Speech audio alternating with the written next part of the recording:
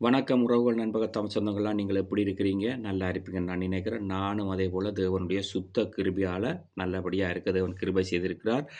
இன்றைக்கு ஜனவரி மாதம் 24ஆம் தேதி சனிக்கிழமை, நேரம் 12 மணி ஆகிக் கொண்டிருக்கிறது. நான் காலையிலேயே எழுந்து பைபிளை படித்துவிட்டு, நீண்ட நேரம் ஜெபம் பண்ணிவிட்டு, அடுத்த கட்டம் என்ன செய்யலாம் என்று சொல்லி பார்த்துக் கொண்டிருக்கும் பொழுது, ஜிம்முக்கு வருவோம் என்று வந்தால், ஜிம்மில் வந்து காலையிலேயே நிறைய ஆட்கள் அப்ப எனக்கு கிடைக்கவில்லை. அப்ப வந்து நான் இங்கே வந்து பார்த்துவிட்டு திரும்பி போய் விட்டுட்டு தான் இப்ப வந்திருக்கிறேன். இங்க நீங்க பார்த்தீங்கன்னா, பின்னுக்கு வந்து ஜிம் கிளாஸுக்குள்ளேயே பிபியோடெக்கும் இருக்குது. அப்ப நான் அதில வந்து 2 புத்தகங்கள கொண்டு வந்து வைக்கலாம் என்று நான் முடிவு பண்ணியிருந்தேன். ஒன்று எமது நாட்டு தலைவருடைய புத்தகத்தையும், இன்னும் ஒரு வீரப்பனையா வாழ்ந்ததும் வீழ்ந்ததும் என்ற சரித்திரத்தை மூத்த பத்திரிகையாளர் சிவசுப்பிரமணியம் அண்ணா அவர்கள் எழுதியிருந்த புத்தகத்தையும் இங்கே கொண்டு வந்து வைக்கலாம் என்று சொல்லி நான் அவர்களிடம் கேட்டிருந்தேன். அவர்கள் சொன்னார்கள், தாராளமாக கொண்டு வந்து வைக்கலாம் என்று சொன்னார்கள். அப்ப நான் ஒரு தமிழ் ஆள் தான், ஸ்ரீலங்கா ஆள் தான் இங்கே வந்து ஜிம் செய்கிறேன்னா, அப்ப அவைகள் எல்லாத்தையும் கேட்டு சொன்னேன். ஓகே, நீங்கள் கொண்டு வந்து வைக்கலாம் என்று சொல்லி கொண்டு வந்து அதை வைக்கலாம் என்று நான் முடிவெடுத்திருக்கிறேன். அது நல்லதா இருக்கும் என்று சொல்லி நான் அடுத்த கட்டம் வன்னி மலைத்துளி யூடியூப்புக்கு இன்றைக்கும் ஒரு சுவாரஸ்யமான கதையோடு நாங்கள் கடந்து செல்வோம். என்னென்று கேட்டால், அதிகாலை வேளையிலேயே என்னுடைய நண்பன் கனடாவில் இருந்து ஃபோன் எடுத்தான். நான் உறங்கிவிட்டேன். அப்ப திரும்ப நான் ஒரு நேரத்துக்கு பிறகு எழுந்து எடுத்த பொழுது, என்னோடு நீண்ட நேரம் அவன் கதைத்தான். "மச்சான் எப்படி இருக்கிறான்னு?" கேட்டான். நான் சொன்னேன், "நான் நல்லா இருக்கிறேன்டான்னு" சொன்னேன். "நீ போட்ட இத்தாலி லொக்கேஷன் எல்லாம் நான் பார்த்து விட்டேன். எனக்கு பிடித்திருக்கிறது." நான் சொன்னேன், "நீ அங்கிருந்தே நீ வீட்டை புக் பண்ணுன்னு" சொன்னேன்.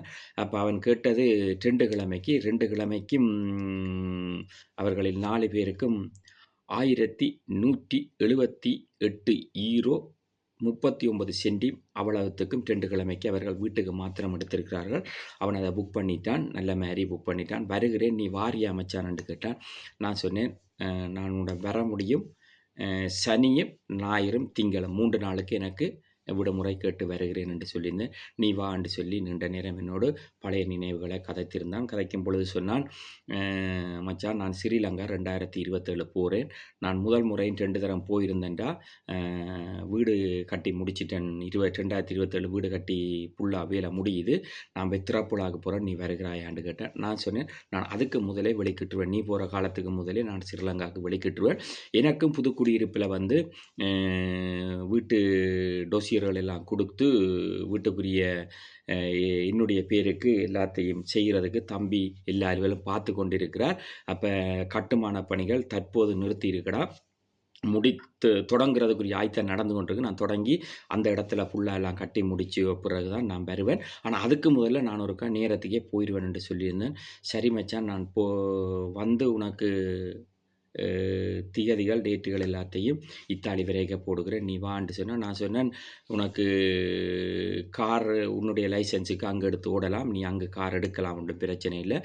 அதுகளை குறித்தெல்லாம் நான் அவனுக்கு வலு தெளிவாக எக்ஸ்ப்ளைன் பண்ணியிருந்தேன். அவன் அதை கேட்டுட்டு சொன்னான், "ரொம்ப நல்ல மச்சான்" என்று சொல்லிவிட்டு பழைய நினைவுகளை குறித்து பேசும்பொழுது அவன் சொன்னான், "நீ பைபிள் ஸ்டடி படிக்க போறேன்னு சொல்லியிருந்தா, ஏற்கனவே உனக்கு நல்ல மண்டை. இப்ப இதையும் படிக்கிறியான்னு" கேட்டான். நான் சொன்னேன், "அப்படி சொல்லாத. அது வந்து தேவனுடைய விஷயம். அதை நான் படிக்க வேண்டும் என்று சொல்லி விருப்பப்பட்டிருக்கிறேன். நான் படிக்கிறதுக்கு ஆயத்தப்பட்டு கொண்டிருக்கிறேன்டான்னு சொன்னேன். யூடியூப் நல்லா போய்க்கொண்டிருக்குன்னு சொல்லி போட்டு சொன்னேன். நீ எனக்கு கனடாவில் இருக்கிற சில இடங்களை எடுத்து எனக்கு நீ அனுப்பிவிடு. நான் என்னுடைய வன்னி மலத்துளி யூடியூப்பில் ஆட் பண்ணுறேன்னு சொன்னான். நான் உனக்கு செய்து தாரேன் என்று சொல்லி போட்டு சொல்லியிருக்க. நான் சொன்னேன், "நீயும் ஒரு யூடியூப்பை திறவன்" என்று சொல்லி சொன்னான். அவரும் என்னுடைய வன்னியை சேர்ந்தவர் தான். "நீயும் ஒரு யூடியூப்பை திறவன்" என்று சொன்ன. நானும் பார்க்கிறேன் என்று சொல்லியிருக்கிறான். அது நலமாய் இருக்கட்டும். இப்படியான நட்புகள் வந்து என்னோடு எப்பொழுதும் அப்படி ஒரு என்ன சொல்வது, ஒரு மெழுகுதிரி எரியும் பொழுது எப்படி என்று கேட்டால், எவ்வளவுத்துக்கு பிரகாசமாக அது எரியுது என்றதைத்தான் நாங்கள் பார்க்கிறோமே தவிர, அந்த மெழுகுதிரி எவ்வளவு உருகி வெளிச்சத்தை கொடுக்கிறது என்று சொல்லி யாரும் பார்ப்பது கிடையாது. இது என்னுடைய சிந்தனை துளியிலிருந்து சொல்லுகிறேன். ஒளி வருவதற்கு மெழுகு காரணமா, திரி காரணமா என்று நீங்கள் கேட்டால் எதை சொல்வீர்கள் என்று சற்று சிந்தித்துக் கொள்ளுங்கள். அப்படித்தான் என்னுடைய நட்புகளும், உறவுகளும், தமிழ் சொந்தங்களும். நான் எல்லாத்தையும் ஆழமாக சிந்திப்பேன். தெளிவாக, நிதானமாகத்தான் நிறைய விடயங்களிலிருந்து நான் முடிவெடுப்பேன். என்னிடம் யார் வந்து எதை சொன்னாலும் கேட்கிற பழக்கம் உண்டே தவிர, முடிவெடுப்பது நானாகத்தான் இருக்கும் என்று சொல்லி நான் எப்பொழுதும் என்னுடைய மனசில் நினைத்துக் கொள்வது, அது நலமாயிருக்கும். அடுத்தபடியாக இன்றும் ஒரு வீடியோ பதிவு உங்களுக்கு வன்னி மலத்துள்ள யூடியூப்பில் வரும். அந்த வன்னி மலத்துள்ள யூடியூப்பை நீங்கள் வந்து பெல் பட்டனை அமர்த்தி சப்ஸ்கிரைப் பண்ணி ஆதரவை தாருங்கள். அதேபோல நான் வந்து புத்தகங்களை படிக்கும் பொழுது சில நாவலர்களில் எழுதப்பட்டிருக்கிற விடயங்களை பார்க்கும் பொழுது மனிதன் சிறு வயதிலிருந்து தன்னுடைய முதிர் வயது வரைக்கும் இதில் அதிகமாக பயணப்படுகிறான் என்று சொல்லி சில காரியத்தை நான் உள்வாங்கி படித்திருந்தேன்.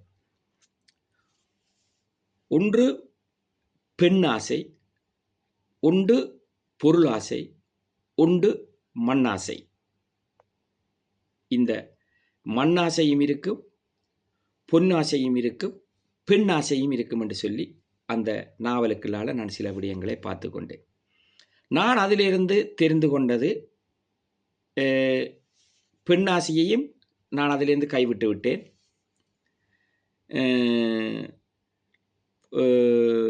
பொன்னாசையும் கைவிட்டு விட்டேன். ஆனால் மண்ணாசையை மாத்திரம் நான் தெரிவு செய்திருக்கிறேன்.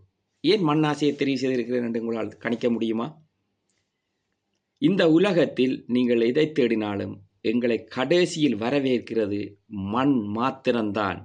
இந்த நாட்டில் நீங்கள் வாழ்ந்தாலும் உங்களை கடைசியாக அடக்கம் பண்ணும் பொழுது மண்ணை கிண்டித்தான் உங்களை மூடிவிடுவார்கள். அந்த மண்ணை கிண்டித்தான் கட்டிடமும் கட்டுவார்கள், உங்களையும் உள்ளுக்குள் அடக்குவார்கள். பயந்து விடாதீர்கள். மரணத்தை குறித்து யாரும் பயந்து விடாதீர்கள். மரணம் பிறக்கும் பொழுதே இறப்பிருக்கென்று சொல்லி சான்றிதழ் இருக்கிறது. என்ன சான்றிதழ் இருக்கிறது? பிறப்புக்கும் ஒரு சான்றிதழ் இருக்கிறது, இறப்புக்கும் ஒரு சான்றிதழ் இருக்கு. இந்த பிறப்புக்கும் இறப்புக்கும் இடைப்பட்ட காலத்துக்கு நாங்கள் வாழ்கிற வாழ்க்கை எப்படி? ஐயா ரஜினிகாந்த் அவர்கள் சொல்லியிருப்பார், 8க்குள்ள வாழ்க்கை இருக்குன்னு. நான் அருமையாக சொல்லுகிறேன், 4க்குள் வாழ்க்கை இருக்கு. 4க்குள்ள எப்படி வாழ்க்கை இருக்கின்றதை நான் அடுத்த வீடியோவில் உங்களுக்கு சரியான விதத்தில் துல்லியமாகவும் தெளிவாகவும் என்னுடைய சிந்தனையிலிருந்து அதை உங்களுக்கு நான் சொல்லுவேன். அதை நீங்கள் பார்க்கலாம் இந்த வன்னி மலத்துளை யூடியூப்பில். என்னுடைய வன்னி மலத்துளை யூடியூப்பில் அநேக இடங்கள் வரும், என்னுடைய சிந்தனை துளிகள் வரும், என்னுடைய சரித்திரங்கள் வரும். அதே போல் படம் இயக்குவதாக சொல்லியிருந்தீர்கள் என்று ரெண்டொருவர் பேசியிருந்தார்கள். நான் சொன்னேன், கதையை நான் தயார் பண்ணிவிட்டு அதிக செலவில்லாமல் எடுப்பதற்குத்தான் நான் நினைத்திருக்கிறேன். கதையை முதலில் தயார் பண்ணி கொண்டிருக்கிறேன். கதை ஒவ்வொரு நாளும் நான் ஒவ்வொரு கதைகளை குறித்தும் வட்டிவாக, அதாவது அந்த 45 நிமிடங்களுக்குள் மனிதன் என்ன செய்து கொண்டிருக்கிறான், எதை சிந்தித்து கொண்டிருக்கிறான், எப்படி வாழ்ந்து கொண்டிருக்கிறான், எப்படி எதிர்காலத்தை குறித்து யோசித்து கொண்டிருக்கிறான் என்ற அவலத்தையும் அந்த 45 நிமிஷத்துக்குள் உள்ளடக்குவேன். அதுக்குரிய ஆயத்தங்கள் எல்லாம் நடந்து கொண்டிருக்கு. அதே போல் என்னுடைய நண்பன் கனடாவிலிருந்து சொன்னான், 2027 வீட்டு திறப்பு விழா முடிந்தவுடன் மகளுக்கு அங்கே ரெஜிஸ்ட்ரேஷன் பண்ணி போட்டு நான் வந்து 2028 வந்து மகளுக்கு கல்யாணம் செய்வன் மச்சான், நீ கனடாவா, நீ வந்து வீடியோ போட்டு எனக்கு செய்ததான்னு கேட்டிருந்தான். நான் சொன்னேன், நீ கேமரா ஆயத்தப்படுத்து, நான் அங்கே வருகிறேன், ஒன்றும் பிரச்சனை இல்லை, எனக்கு வரலாம் இங்கே இருந்து. அவன் சொன்னான், நான் எல்லாம் உனக்கு இங்கேருந்து வருவதற்குரிய ஆயத்தம் எல்லாத்தையும் நான் உனக்கு சொல்லுவேன், நீ அது வரலாம்னு. நான் சொன்னேன், அதுக்கிடையிலே நானும் வந்து நிறைய காரியங்கள் இருக்குது எனக்கும் இங்கே, அந்த அலுவலெல்லாம் முடிச்சுட்டு நான் கண்டிப்பாக உன்னிட்ட வாரேன்னு சொன்னேன். அதே போல் என்னுடைய வேலையிடத்துக்கு வருவோம். என்னுடைய முதலாளியிடம் கேட்டிருந்தேன், நான் ஒருக்கா ஸ்ரீலங்கா செல்ல வேண்டும், அதுக்கு சில டாக்குமெண்ட்ஸுகள் எல்லாம் நான் தயார் பண்ண வேண்டும் என்று நேற்றைய தினம் கதைத்திருந்தார்.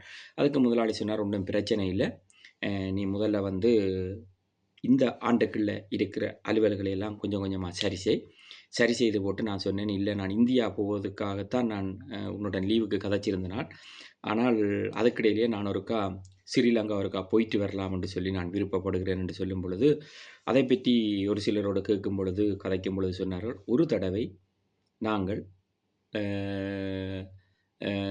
ரிவுஜியாக இருக்கிறவர்கள் ஒரு தடவை 45 நாள் நாங்கள் இங்கே அந்த டாக்குமெண்ட் எல்லாத்தையும் கொடுத்துட்டு அந்த 45 நாளுக்குள்ள அங்கே போயிட்டு நாங்கள் இங்கே வரலாம் என்று சொல்லியிருந்தார். அப்போ முதலாளி சொன்னார், நீ போய் வர்ற வரைக்கும் சுகபத்திரமாக போய் வர வரைக்கும் தேவையான கடிதங்கள் இதுகளையெல்லாம் நீ என்னிடம் என்னண்டுக்கள் நானும் தருகிறேன், எல்லாத்தையும் கொடுத்து அதெல்லாம் டைப் பண்ணி அவர்கள் 100க்கு 100 சரியண்டா பிறகு நான் ஸ்ரீலங்கா எம்பசி போய் எம்பசியிலே 2-3 அலுவல்கள் செய்து போட்டு அதுகளெல்லாம் எடுத்துக்கொண்டு வந்து நான் அதுக்கு பிறகு இந்த ஆண்டோ இல்லை அடுத்த ஆண்டோ என்னுடைய நண்பன் கனடாலேருந்து வரும்போது கூட 2027 கூட வாய்ப்பு இருந்தால் நான் போகலாம் என்று சொல்லி முடிவெடுத்திருக்கிறேன்.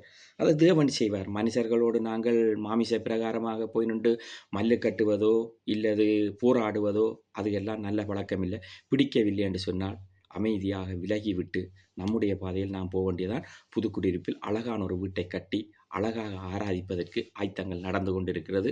அதை தேவன் செய்வார். என்னுடைய பதிவுகள் உங்கள் ஒவ்வொருத்தருக்கும் நலமாயிருக்கும்.